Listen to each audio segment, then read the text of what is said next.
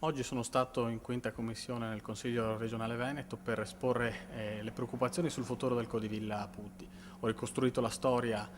di questa sperimentazione iniziata nel 2003 e ho spiegato i motivi per cui oggi siamo in una situazione di assoluta incertezza, perché di proroga in proroga alla fine non è mai stato deciso che futuro dare a questo ospedale. Senza entrare nel merito delle varie soluzioni, io ho chiesto una volta di più quelle che sono le esigenze della